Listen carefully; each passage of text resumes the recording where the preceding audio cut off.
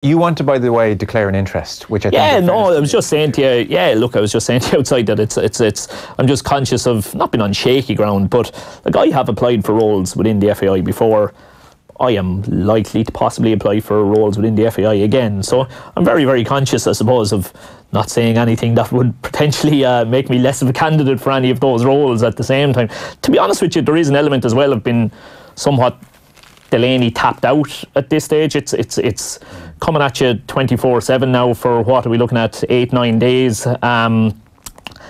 It's something that you have to talk about. I understand that. I don't particularly enjoy talking about the politics in football. I've been in football long enough to realise that you cannot possibly get away from the politics in football. Yeah. But as poor and all as last night's performance was, I personally would much prefer to have come in here this morning and start talking about that performance, start talking about the brilliant things 19s had done during the week, start talking about how much I'm looking forward to heading over, leaving here and going to Tallaght to watch the 21s and what can Stephen Kenny do later. And instead we're talking about all this stuff which has to be talked about but doesn't really float my boat, I suppose, if I'm perfectly honest. Well, thanks for declaring the interest. Your transparency is welcome here. And by the way, if you want to write down the stuff that you don't want to say, I'll say it. Yes. Right. Sounds like a good double act. Roisin Burke, page 5 of the Sunday Business Post. What's the score at the FAI is a big piece there. Just lists out questions that need to be asked. These include, are there any other FAI matters being looked at by the state's corporate watchdog? What's behind the clashes with the PFAI? Was there a written agreement in respect to that 100 grand loan? Was it approved by the board? Another question, even if it was, what about more conventional credit routes, such as a bank loan? Was interest paid in what amount is another question, and on they go. What's grabbed you, Andy? You've been looking at all the coverage. I think Tommy Conlon's got a few nice lines. We have to actually go into a sports section for that. That's in the Sunday Independent, and it's just, the intro's good. So it's talking about 7 days ago, the 100,000 that John Delaney had transferred to the FAI in April 2017 floated to the surface like a body fished from the river in a cop movie. The money was repaid to the CEO of June of the same year. No one could yet connect the dots, but everyone knew that Delaney had wanted the story buried. It's lovely imagery. So as someone who likes good writing, I like that. But there's something that struck me when I was looking across the different papers, and I thought that Wayne O'Connor's piece in the Sun, that's page 8 and 9 of the Sunday Independent News section, is quite good at giving you sort of a potted history of the Delaney reign. He starts off, he immediately launches into Saipan, says, "Got me," as a child of Saipan. They've got some good photos across here at the top of the pages as well, so it really does give you the step-by-step of Delaney and the famous haircut all the way along. But the language that is used as to what has happened here, that really strikes me, because some we see resigned, we see quits, we see step down, some of them say move aside. We don't really know what this means. Which is quite striking when you consider of the character we're dealing with and who has all of this power and has had it for such a long time. So I will look forward to maybe some clarity being brought to this, but I don't think it's in the FAI's interest to give us clarity. Certainly the timing of everything they've done so far would attest to them not wanting us to know anything. Yeah, no, I mean, I was saying to prove your point, I had the perfect layman, I suppose, in my wife actually saying to me this morning that she'd read 2 different pieces about John Delaney and she was confused as to whether he was gone or whether he was just gone to another role that was almost identical to the previous role. And I suppose like Tommy's, the language Tommy uses is kind of very definitive, as if he certainly has taken a blow and won't have as much power. I think that's yet to be proven, really, if that is the case. Yeah, I wouldn't say across the Sunday papers, in all the coverage, anybody is able to answer the simple question. Does John Delaney have less power or more power now? Is he more accountable or less accountable? Is he more secure or less secure? Yeah. None of that's entirely obvious. The statement, the FAI statement, 1,800 words, talks about how Delaney, in his new position, is going to work in a collaborative way with the new CEO. What does that mean? Who's in charge? Exactly. What if the CEO and John Delaney disagree? Not every collaboration is equal. Smooth. Yeah, or is equal, for sure. The creative differences. Yeah. You're chatting and their relationship with the board.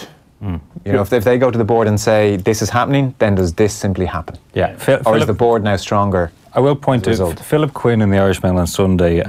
He's a good 2 paragraphs here, which I think is important. He said, look, the statement, the FAI statement, says he is stepping down as chief executive after 14 years, but he's effectively stepping sideways.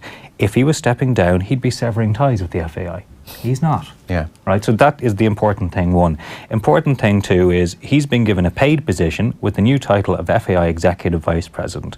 This title is significant as only presidents, vice presidents and general secretaries can serve on the UEFA Executive Committee. Yeah. So here's where I think Philip and other writers are going to go down this road now and say, actually, what is this creature wired to do?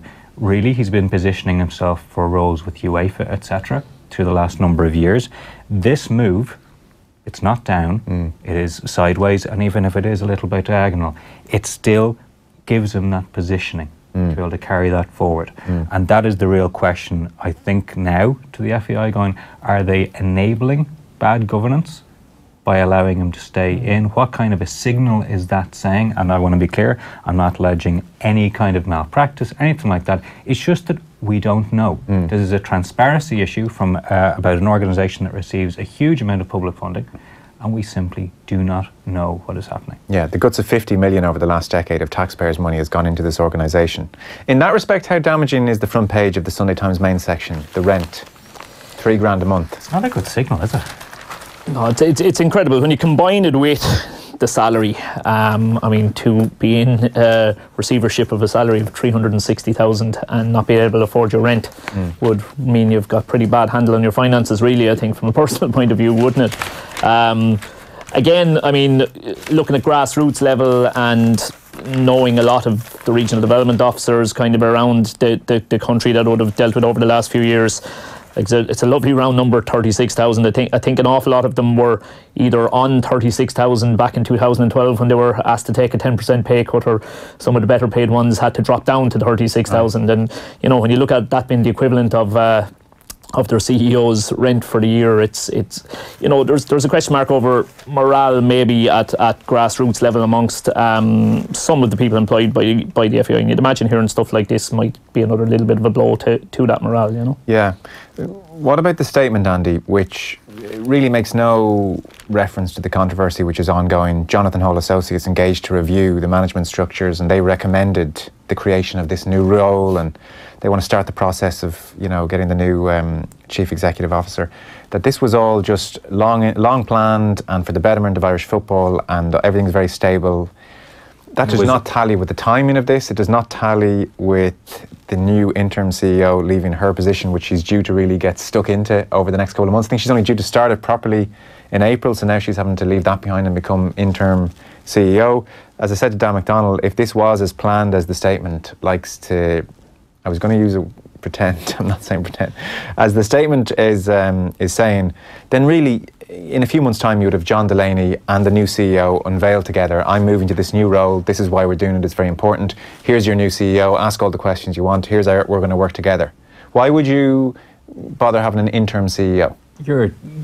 I think you're trying to entrap me into saying something I'm going to really regret. It's probably a tough rhetorical question, but genuinely, is there any good reason to have an interim CEO here if this was long in the planning? There would be if he had actually left. So if he was gone, yes. For him to still be there and for the story to be put forward, and we are supposed to take this at face value, that it is actually part of a grand strategic master plan that has been in the works for ages. Yeah.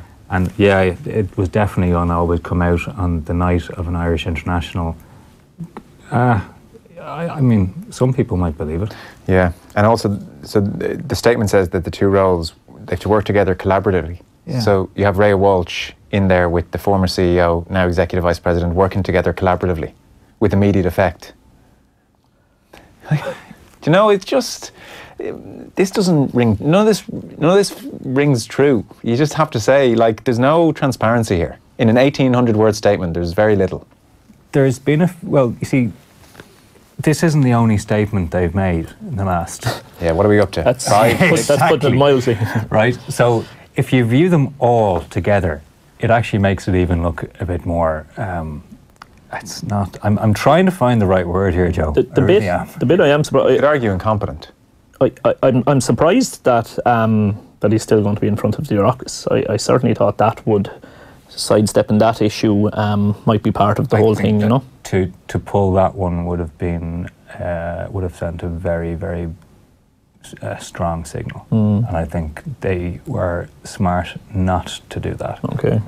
I think that if they were going to say no, John's now not showing up, he's not going to answer your questions, the optics would have been too much, I think. Yes. So look, the end of the statement says that there's no more comments from the FAI on the horizon. Good luck with that one. We'll believe it when we see it. We'll need to know a bit more about the executive vice president role, I would think, though, specifically, won't we? I think you'll need to know a bit more about the executive vice president role, its relationship to the former role, as in separate this out into things that are activities and things that are accountabilities. Okay, and you'd want to essentially, if you're just doing out an organisation chart, say the matrix of what are you responsible for, what are you accountable for, and what are you actually doing, right? And you know what, lads? Let's see how different it is from the old job. And by the way, was there someone doing anything like this beforehand? You know, are these existing activities that are simply being transferred and rolled up into this new role? Yeah. I mean, yeah, maybe they do need someone with the kind of, you can argue what you want, but the guy mixes well. Yeah, 100%. You know, there are certain things which John Delaney has done very well, and he knows how to get certain things done in certain circles. Yeah. So there is no argument here that he might not be the man for that job. It's simply the transparency issue again. That's what we're talking about here. It certainly seems to be, as well as that, just looking at our interim CEO, it's quite a meteoric rise for Ria Walsh as well. I mean, I would have attended the licensing meeting with, as Galway United manager, the manager of the League of Ireland clubs is asked to attend. That was a little over 12 months ago, and I mean, that was her role at the time. To go from a role like that, by all accounts, an extremely impressive individual, and very, very capable, but quite a meteoric role. And I know you discussed with Dan earlier about, you know, who are the candidates for it. She's in possession of the jersey at the moment, so she is, and you'd imagine that possibly makes her the front runner. But there are some names that I would really like to see get bounced around over the next. What's the timeline you were saying to me? Timeline for a new appointment? They want June, to announce it in the AGM. Yeah. Okay. So the next couple of months, they're going to start interviewing very soon, apparently. Okay. Ria Walsh joined from Liberty Insurance in 2014. She was promoted to the role of Chief Operation Officer a month ago. That's what she was really due to get her teeth stuck into now, or in the next week or two. So now that's not happening. She's becoming interim CEO. But I wish to assure you, it's all part, as the FAI statement says, of a strategic plan. Absolutely is, because that's what you do when you make announcements. You put them in a position that they can't actually take. Who is the interim Chief Operation Officer? Shane, are you interviewing for that next week, are you? No, Valid question if this thing's been run properly, isn't it? It is, yeah. Who's stepping into that role? Who's Chief Operating Officer? What names would you like to see be interviewed or be in the mix for CEO? Yeah, I suppose on my UEFA Pro licence, we spent a week over in Nyon in Switzerland, where we spent a bit of time with Noel Mooney, who has one of the head gigs in UEFA over there. I think it's primarily a kind of a marketing role, but what an impressive guy! Extremely impressive guy. He's the sort of fella you could certainly see him potentially been interested in that kind of role. Pádraig Smith, another, I think he's from Dublin, is CEO of Colorado Rapids in the MLS, and has done big things out there. Seems to be really respected. Read a couple of different pieces with him and about him over the last couple of years, and seems to be doing a fantastic job out there. Could he be a guy who might come into the picture? If you're looking outside of football altogether, but keeping it within sport, I think obviously everybody's been impressed with the kind of things Gary Keegan has done over the last couple of years. Whether he could be tempted into something that at the moment looks so messy and unstructured for a guy who's known for being incredibly structured and such a strategic thinker, but he could be potentially a really good fit. It's going to be interesting to see. Yeah, it sure will. Right, well the John Delaney coverage is everywhere, certainly right across all the papers. Front page of the Sunday Times caught the attention this morning. Yep. And we'll park that there for the moment.